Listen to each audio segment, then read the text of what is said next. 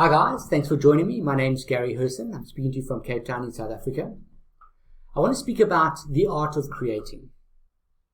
We are all creative beings and we all have a different brand or a flavor of creativity which is unique to us. We can be play-at-home creatives where we just have hobbies. We could be more prolific. We could be authors. We could be artists. We could be entrepreneurs. We could be solopreneurs. We could be freelancers. And all of those take some form of creativity. But whenever we're creating something, it's going to involve a journey from where it currently is now and where it needs to get to. And I'm going to explain to you what I mean by the way of an illustration.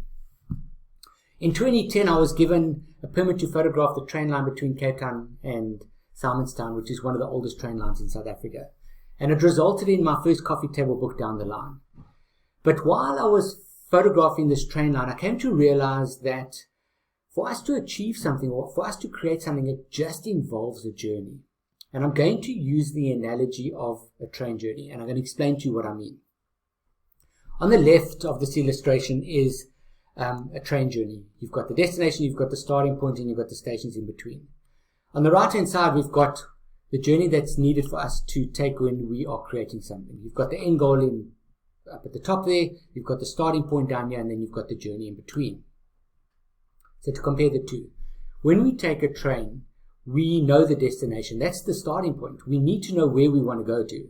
Not the station before, not the station after. We're quite specific about where we want to go to. The same thing applies to when we're creating something or when we're setting a goal for ourselves. We need to identify what it is we want to achieve. What are we creating? And we need to be relatively specific about it so that we know what we're working towards. Coming back to the train journey, once we know what the destination is, we then look at the starting point. We look at where the train's leaving from, which station or platform, what time the train is leaving, what time we need to be at the station.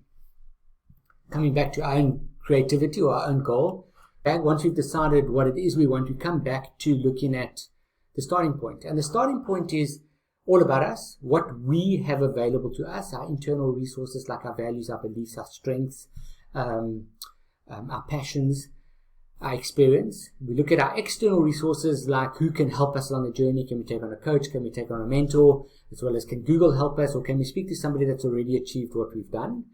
We also look at where our creation is currently, and because we know where we want it to go to, where exactly in the process is that creation now or that goal now. Coming back to the train journey, we look at the train goes through a series of stations to get to the destination. And sometimes the going is easy, the view's all great. Sometimes there's a couple of obstacles and challenges. Sometimes the trains stop at a station a little bit longer than expected for people to get on, people to get off. But ultimately, it's a journey that connects the two. That's the very important part of creating something, is that it involves a journey. You have the starting point, you have the destination, but to connect the two, we're going to have to learn new things. We're going to have to change our mindsets. We're going to have to change the way we think about things. We're going to have to change the way we view things. Sometimes there's going to be obstacles and challenges that are going to be really frustrating, and the going's going to get a bit tough. But sometimes the journey is going to go relatively easily and smoothly.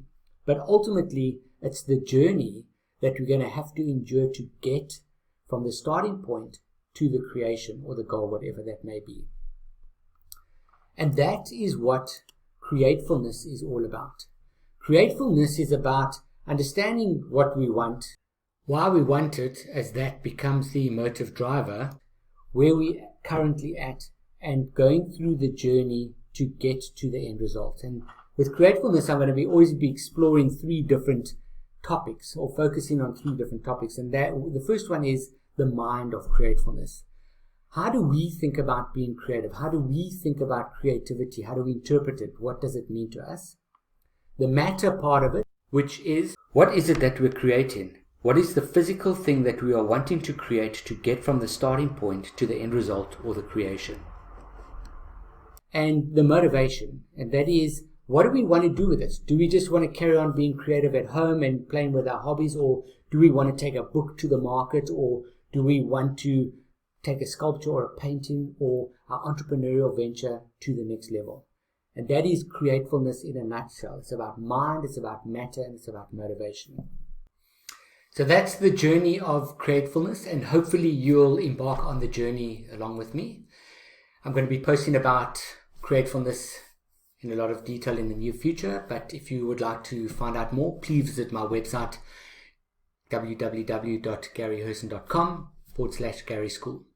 Thanks very much for watching, and I will see you soon. Cheers.